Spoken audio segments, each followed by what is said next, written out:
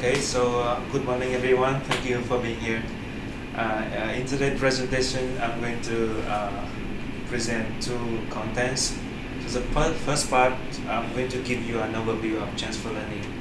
And then the second part, I will present a paper published in KDD 2015. So let me start with the first part. So transfer learning, the presentation is prepared based on these surveys on transfer learning published in TKD 2010. Basically, what I'm going to talk about in this overview is the definition of transfer learning in machine learning, as well as some formal notation and definition of what exactly transfer learning. I also talk about some learning settings as well as some learning approaches that you will encounter when you read paper in transfer learning.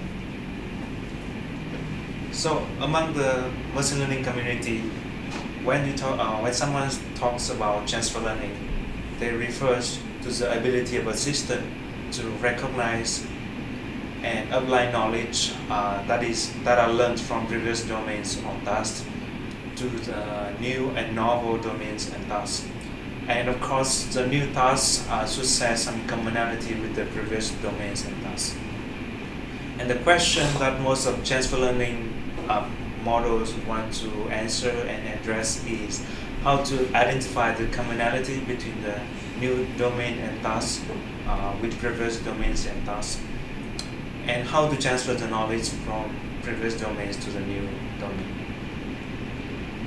And there is a key difference between traditional machine learning model and transfer learning I want to emphasize is that, so in traditional machine learning model, the basic assumption is that the data distribution in the training data and the future data are the same. So therefore the approach is that whenever you have a new domain data, you will start building the learning model from scratch, and then you apply what you learned for future data. But however, this approach is expensive and you don't exploit any knowledge that you learned from previous tasks.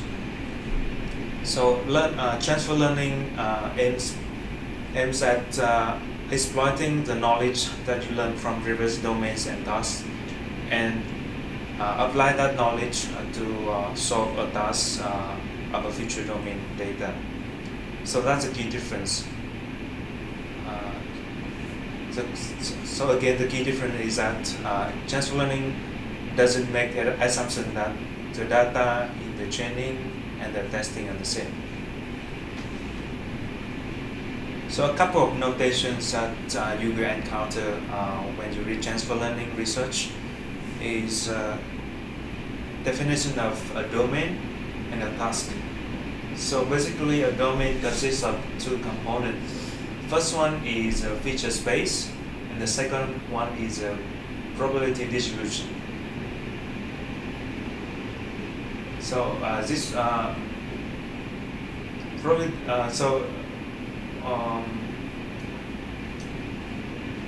and a task consists of two components. The first component is label space, and the second one is a predictive function. So this predictive function, given a new instance, it will predict what is the label of that new instance. So from probabilistics point of view, this predictive function can be viewed as probability of having this predicting this label given this instance. So when you talk about domain, we have feature space and the probability distribution over that feature space. And when you talk about tasks, you have the label and the predictive function.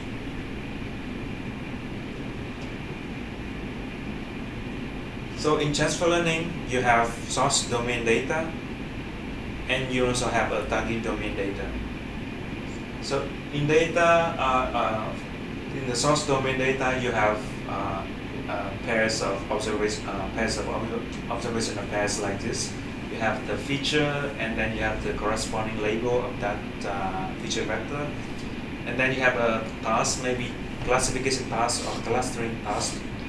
So similarly with the target domain, you also have observation of pairs with feature vectors in the target domain and the label in the target domain, as well as the task. So the framework for transfer learning is that you apply the knowledge that you learn from source domain to improve the performance of the task in the target domain. So because transfer learning doesn't make the assumption that distribution in the training data and testing data are the same. So there are a couple of differences. So the first one could be where the domain are different. So the domain data, either the feature space are different or the distribution over this feature space are different. If the domains are the same, then maybe the tasks are different. Maybe in the source domain it is classification task, but in the target domain it is dimensionality reaction task or clustering task. So either domains are different or tasks are different.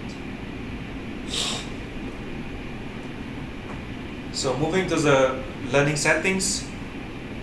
So depends on the difference between feature space, whether they are different or not. You will have either heterogeneous transfer learning or homogeneous transfer learning.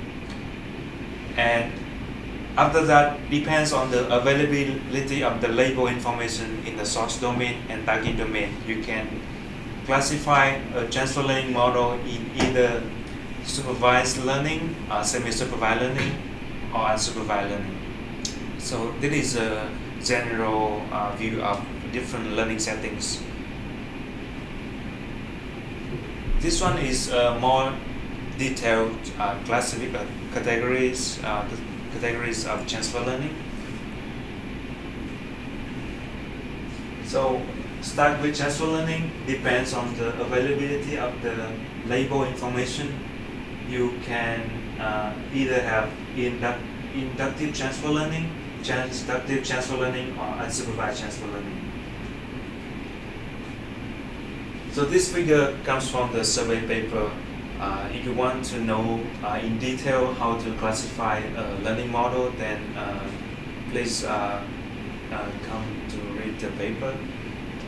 So just to summarize a little bit on how you can recognize what kind of transfer learning model is. So if you have the task of the source domain and the target domain are different, regardless of whether the source domain and target domain are similar or not, you will have an inductive transfer learning model. And when you have the tasks are the same, but the domains are different, then you have transductive transfer learning. And lastly, if you have two different tasks, but you don't have the information of the labels, either in the source domain and target domain, then the learning model is unsupervised.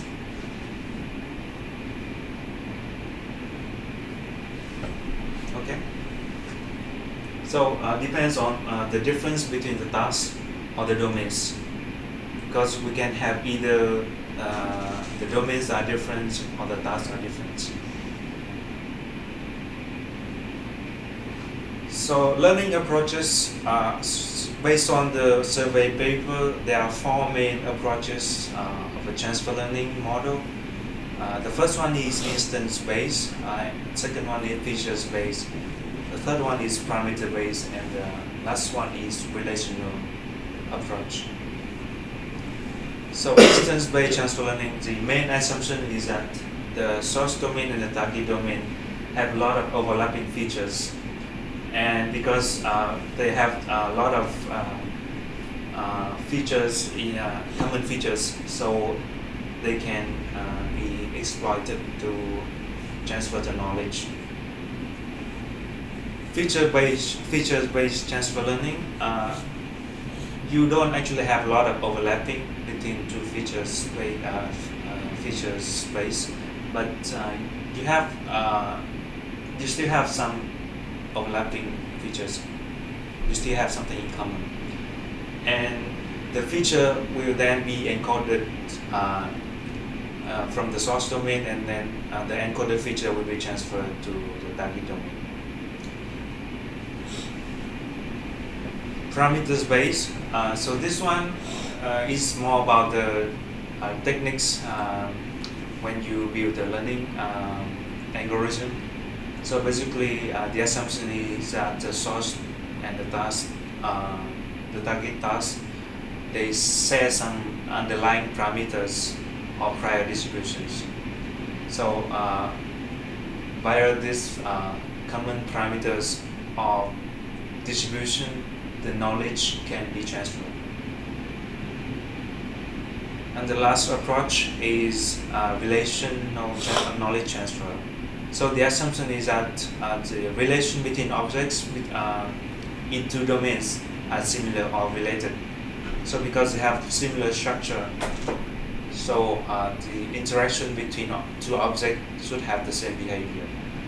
So then what you learn from the source domain can be applied to the target domain. So to summarize, a transfer learning either can be heterogeneous transfer learning or homogeneous transfer learning, depends on the similarity between the two feature space of the source domain and target domain. In that data level, you can categorize the approach into either instance, feature space, or relational approaches. And in model level, you can have parameter-based approach, in which source domain and target domain set some common parameters or prior distribution. So I hope that when through the whole season, we will encounter enough of this approach and instances of transfer learning, so that we have a deeper understanding of different approaches and different settings of transfer learning. Okay, so with that, I would end the first part, which is the overview of transfer learning. And the second part, I will present the paper which published in KDD 2015. The title is Transitive Transfer Learning. So transitive transfer learning, so this figure illustrates a learning process of transfer learning, in which you have source domains data, and then you have knowledge that you learn from that source data, and then you also have a new data or new task. So then you apply the knowledge you learn from the source data, and then you transfer it to the target task to build the learning system. So there is a critical requirement for the success of a transfer learning is that the source domains and the task domains, they should be related. So this is also a limitation of transfer learning. So in what sense? It is a limitation in the sense that if there is no direct relation found between the source domains and the target domains, the transfer learning approach is not going to work. Yes. How do I measure the relation between the tasks? How do you measure? So basically, how do I know, can we quantitatively measure the relationship between the two tasks so that transferring knowledge work? So there are research which propose some metric to measure the similarity between two domains. So based on that, you can have a quantitative measurement of how similar two domains are. Do they measure it the same as well? There is a metric mentioned in this paper, and I will get to that score later. Okay. So the solution for this problem to resolve the limitation of this transfer learning setting is that you learn via transitivity. So this is a process that we human beings usually use when we for studying. So for example, most of us learn basic maths, but it's very difficult to go directly from basic mathematics to convex optimization. So that you need to have something to bridge the gap between basic elementary mathematics to convex optimization. And that could be some linear algebra course or calculus, so that you learn what is a vector space and what is how to calculate the derivatives of a function, because that is a necessary background for convex optimization. So that's the idea of transitive transfer learning. So this picture illustrates the approach of transitive transfer learning. So you have the source domain and the target domain, which are unrelated or weakly related. So that would, if you use direct transfer learning from the source domain to the target domain, the performance of the target task will not be good. So the solution is that you have an intermediate domain to bridge the gap between the source domain and the target domain. So this intermediate domain is to smoothen the transfer process from the source domain to the target domain via some common factor from the source domain to the and the intermediate domain and the intermediate domain to the target domain. But the assumption is that you don't need to have similar common factors between two domains. Like the source domain and the intermediate domain may have a different common factor, and the intermediate domain and the target domain could have different common factors. So for example, let's say the source domain are text documents and the target domain are images. So the feature space of the text document and images are different. It's very hard to share the knowledge directly from the text domain to the image domain. So the solution one can think of is you use some annotated images. Annotated images includes both the textual data and the images. So you have the common factor between the text document and annotated images, and you also have the common factor between the annotated images and the unannotated images. And via this intermediate images, you can transfer the knowledge that you learn from the text documents to the images. And this is one of the experiments that I will present later. So the framework for transitive transfer learning. So because one need to pick what is the appropriate intermediate domain to transfer the knowledge. So in order to use this transitive transfer learning framework, the first step is to select appropriate domain to transfer, and the second step is you actually perform the knowledge transferring. So to understand the framework better, I would like to give you some formulation as well as notations. The first one is a source domain data in which you have both feature vectors and the label information. And second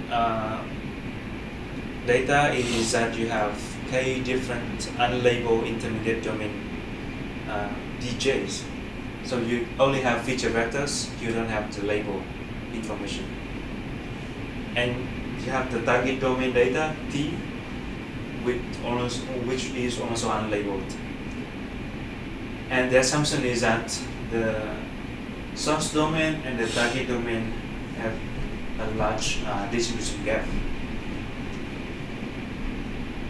So the idea of selecting an appropriate intermediate domain is that you find a domain so that the distribution gap given this domain is going to be smaller than the original gap. So the gap is now smaller, you have a good middle domain. So the first step, you need to select that intermediate domain.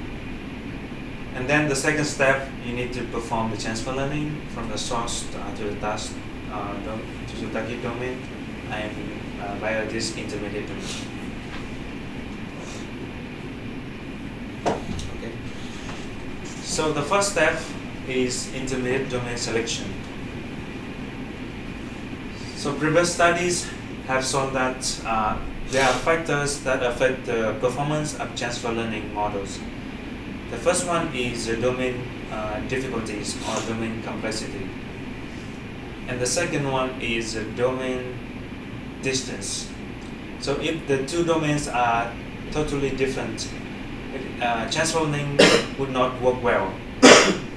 Or if the source domain is more difficult than the task domain, in the sense that it is the data distribution is more complex, it's not easy to do classification or clustering, then the performance on the target domain probably will not work well. On the other way around, if the source domain complexity is smaller than the task domain, then maybe transfer learning will have to enhance the quality of the target domain task performance. So in order to build a intermediate domain selection algorithm, you need to have 6 different features. So the first 3 are in-domain features, which basically the complexity of the source domain, the intermediate domain, and the target domain. And the last 3 are the pairwise domains. So this one, this is the distances between the source to the intermediate to the target domains. So they introduce us probability of selecting an intermediate domain via the logistic function. So you have 6 different features, and then you have corresponding weights vectors beta. These parameters betas are learned. So the detail of how they learn the weights vector here is presented in the paper. I will not present it, but it's a should-read part of the paper. And then, given that you have selected an intermediate domain, how do you perform the knowledge transfer? So this paper, they make use of a technique which called non-negative matrix tree factorization to perform the knowledge transfer. So briefly summarize about this technique. You have feature instance matrix X with M features and S instances. And the idea is that you factorize this matrix into 3 submatrices by minimizing this objective function. So there are 3 submatrices F, A, and G here. And the meaning of the first matrix is that, so the purpose of this algorithm is that you can co-cluster the feature instance matrix, so that you know that the first round will belong to which cluster, and then the first column will belong to which cluster. So basically, it will help you to co-cluster matrix. And the first sub-matrix indicates the probability of how you can cluster the rows, vectors, and the third metric is to indicate how you can cluster the color matrix.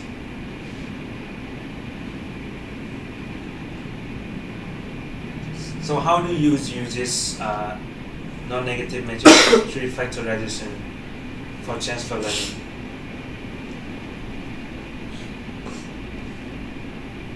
So you have the source data XS and you have the target data XD,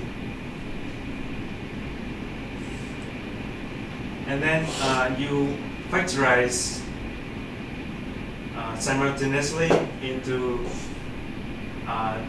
three different sub-matrices: FS, AS, GS, AT, ATGT for the source data and the target data. So if you dig deeper into this equation, you can see that the F and the A matrix in both the source data and the target data, they have a common parameters, which is this F1 matrix and A1 matrix. So both the target and the source domain can be factorized via some common parameters. And this common parameter will have to transfer the knowledge and propagate the label from the source domain to the target domain. So this is a tree factorization of the source domain data. And the second term is a tree factorization of the target data. And then this F metric of the source data and the target data will have a common submatrix F1. So if you have some commonality between the source domain data and target domain data, this F1 matrix will have the knowledge to transfer.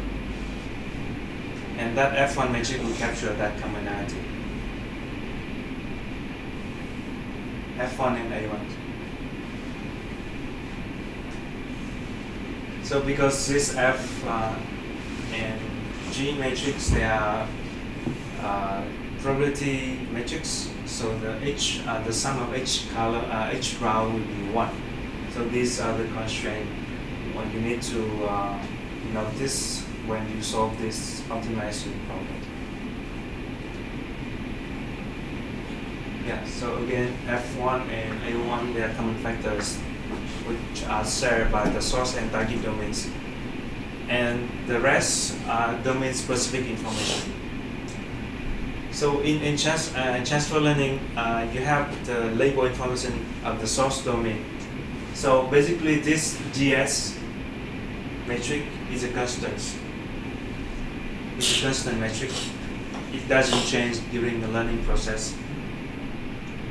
And if the value at the ij position is 1, means that the ith instance belongs to the j class. So you don't learn this GS metric, you only learn the GT matrix. So when you learn the GT metric, you can predict the label of the target domain data.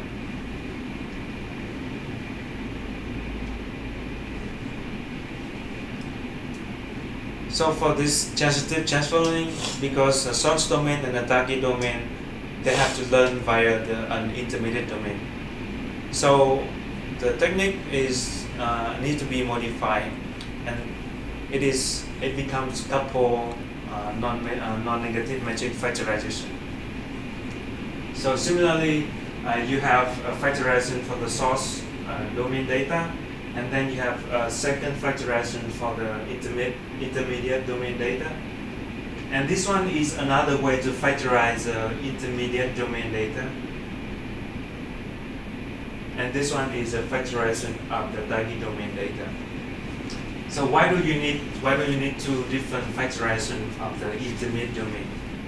So the idea is to exploit the commonality between the intermediate domain and the source domain as well as the target domain. Because the common factors are different. The common factor from the source domain and intermediate domain are not the same as a common factor between intermediate domain and the target domain. So you need to have two different factorization, which to capture the similarity, similarities. Here the second and the third term are exactly the same. No, this one and this one, they are not the same. There are two different ways to factorize it. There are two different ways to factorize it. Okay, so one is a head, the other one is a tail. Yeah, but there is one thing in common, which is this cluster assignment metric, because these are the information that are shared. No, basically it should be consistent within the intermediate domain. So this label assignment metric should be the same. But the first two metric can be different to capture the similarity between source to the intermediate domain and intermediate to the target domain. So the first term, you see the common parameters f1 hat here and a1 hat. This one is to capture the common factors between the source and the intermediate domain. And the second one, this f wave 1 and a wave 1 is to capture the similarity, the commonality between intermediate domain and the target domains.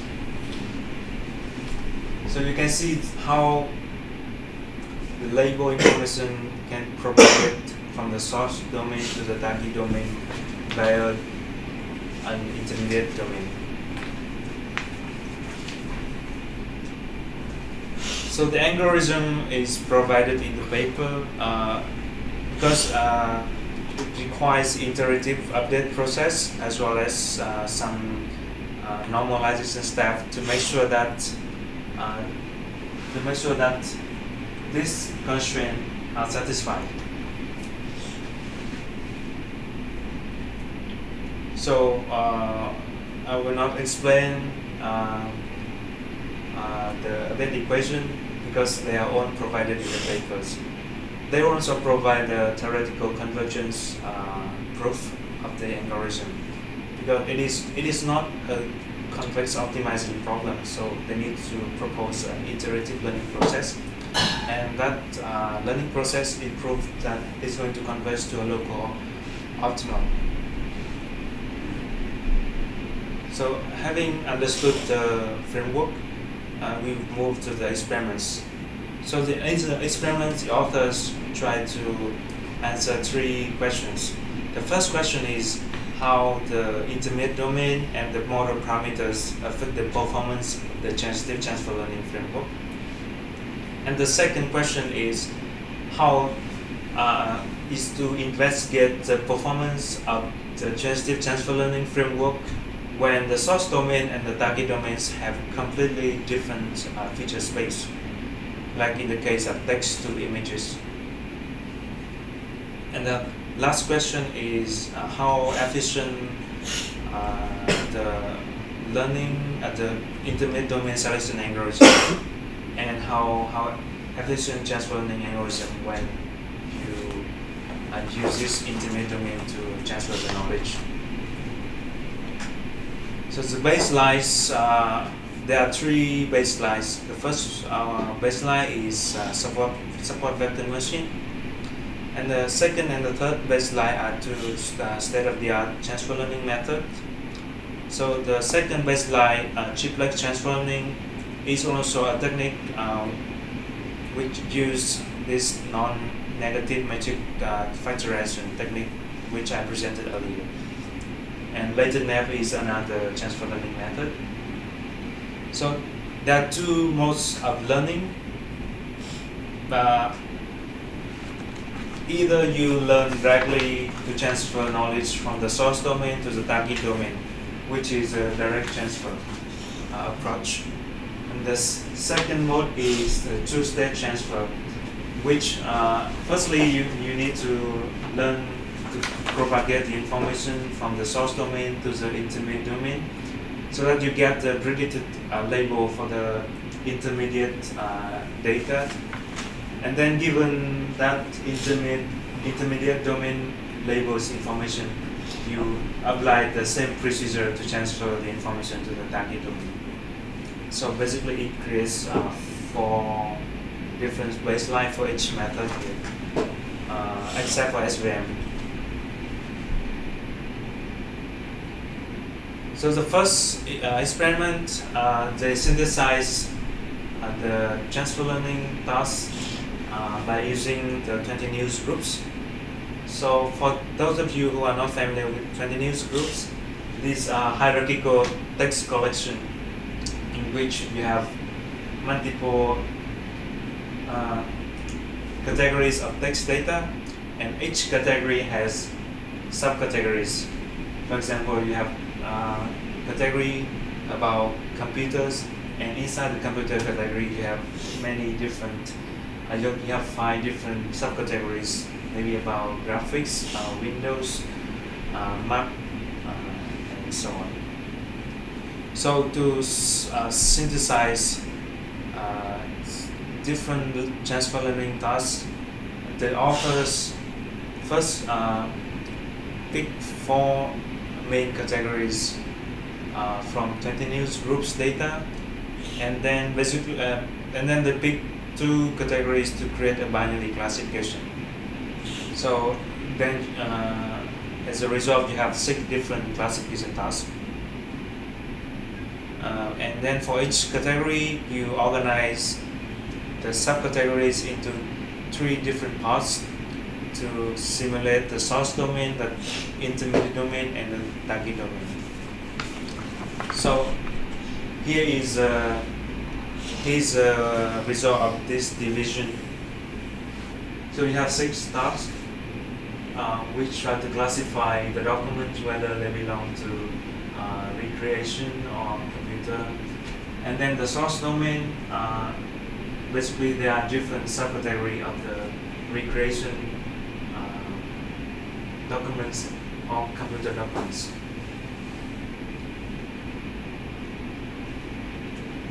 So the first, for the first part of every domain, it is subcategory of recreation collection, and then the second set is belong to computer collection. Similarly with others as classification tasks. And so why do we believe the source is closer to intermediate than to target directly? Because they're all coming from the same categories, right? Right, but so in order to set up the transfer learning to have a transfer learning setting, they will set the value of word, the frequency of word in the target domain is 0 for all the word appear in the source domain. So you have a feature vector, which is a frequency vector, which counts the number of words appear in that document. So by setting on the value of word in the source domain to 0, then you have no overlapping features between the source domain data and target domain data. But in the intermediate features, you have overlapping with both source data and target data.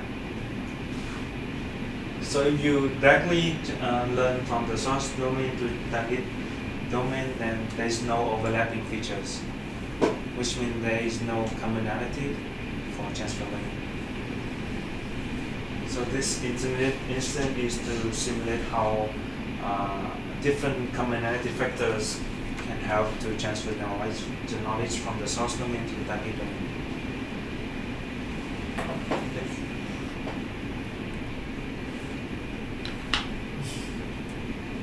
So here is the performance. So we compare the performance of transitive transfer learning with SVM and other two transfer learning baselines in two different modes. So you can see that SVM has relatively the same performance as random guess, which is around 50%. So for other two transfer learning methods, when you learn directly from the source domain to the target domain, the performance is not as good as when you apply two-stage approach. So but this tells us that the intermediate domain does have to propagate the label information from the source to the target. So the source and the target don't have the same features at all. Yeah, we don't have features, same features. Okay, so it's not full of SVM. Anything you put there is going to get 50%, right? So SVM cannot learn anything. So basically SVM only learns from the source and then tries to predict the target. Yes. But the features are completely different. Yes. So it's not exactly SVM that is a problem. Yeah, because so there is no overlapping features. Okay. So that's why, yeah. And then the transitive transfer learning shows better result, which means that the transitivity does have to enhance the quality of the target prediction task. How about the other two baselines? They learn directly from the source to the target domain, or they learn from the source to the intermediate So domain? this one learn directly from the source to the target. This one they use two-stage approach. So they learn to transfer the label from the source to the intermediate domain, and then based on the label they get, they apply the same procedure from the Those intermediate will to either the learn. target. It's like a two-step. Right? Yes, two-step. And this one is simultaneously learn the transitive transfer learning approach. So to understand how the intermediate domain is going to affect the learning, the performance, they actually provide the label information for the intermediate domain. So the assumption of the transitive transfer learning is that the intermediate domain doesn't have label information.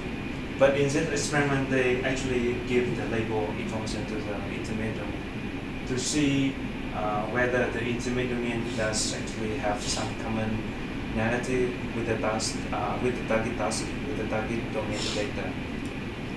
So when you vary the number of label data in the intermediate domain, you can see that when the number of label data is small, the transitive transfer learning performs better than the state-of-the-art method. However, when you increase the number of label data, then the transfer learning, the chiplet transfer learning baseline can report a better performance. It is because when you have enough label information, then you probably don't need to have an intermediate domain to transfer the knowledge. This number of label data in the source. No, in the intermediate domain. In the intermediate domain. Okay.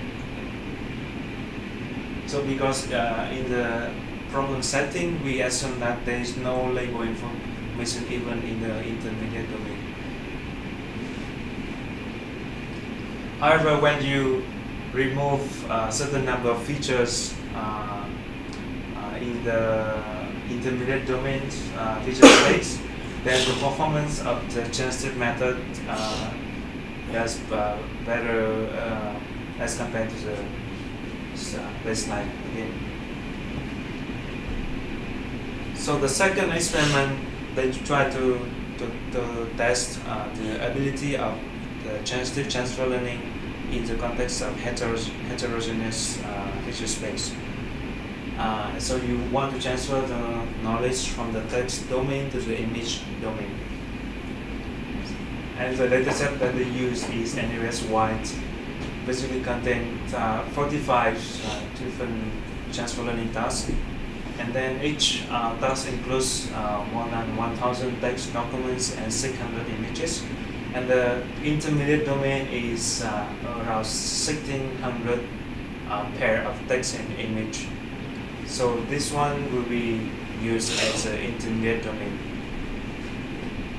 And because the transfer learning setting here is heterogeneous, so they consider two baselines, which is heterogeneous transfer learning.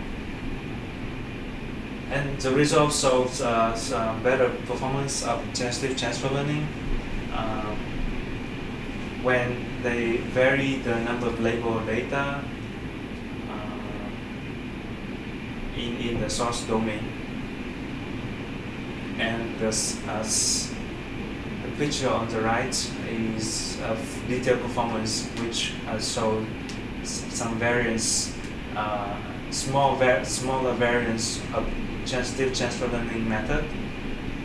The other baseline have a larger variance, which it is not stable. And the last experiment is for sentiment classification. So this is to test how effective, how efficient the intermediate domain selection algorithm is. So to simulate, they use the Amazon product reviews data, and then they set up more than 1,000 possible triples of source domain, intermediate domain, and target domain.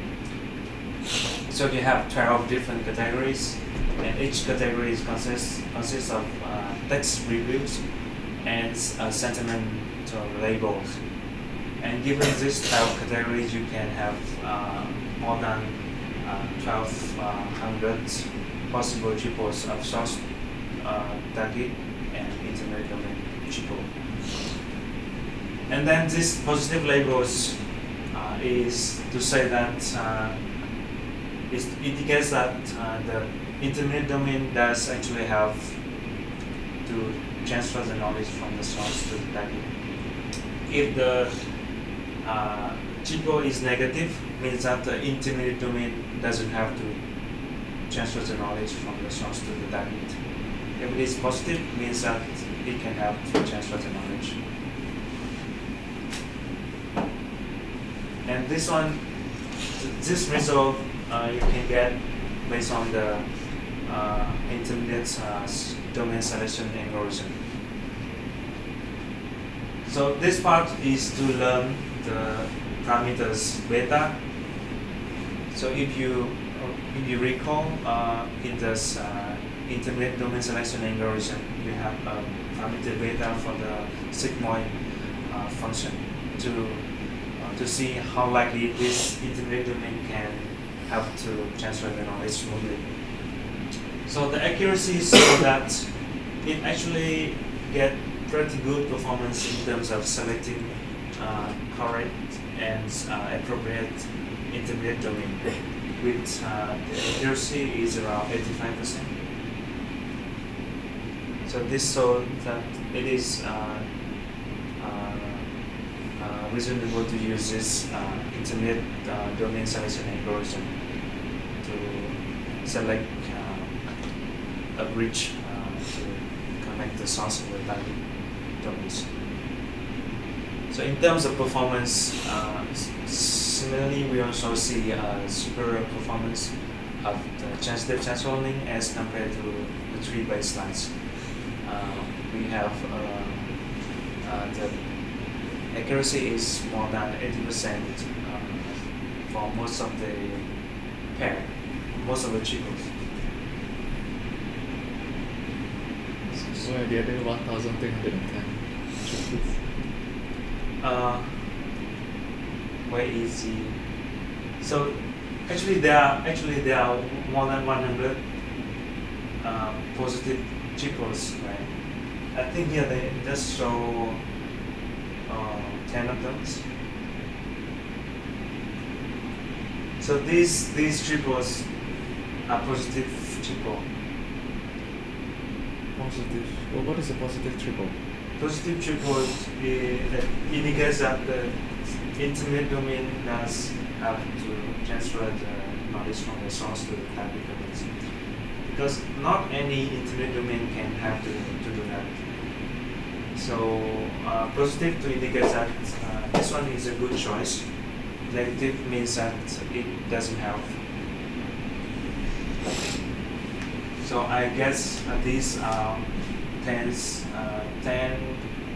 people that they get from this 102 positive peoples. Okay, so to summarize, this paper presents a transfer learning model named Transitive Transfer Learning, which attempts to transfer the knowledge from a source domain to the target domain, which are unrelated or quickly related. For example, we want to transfer of knowledge from the text to the images. And then the framework consists of 2 steps. I need to select an appropriate internet domain, and then you also perform the transfer, knowledge transfer via this selected domain. The papers also provide some theoretical analysis to the correctness of the algorithm and several experiments show superior performance of the proposed model as compared to baseline methods. So with that, I would like to end the presentation here. Yes, thank you.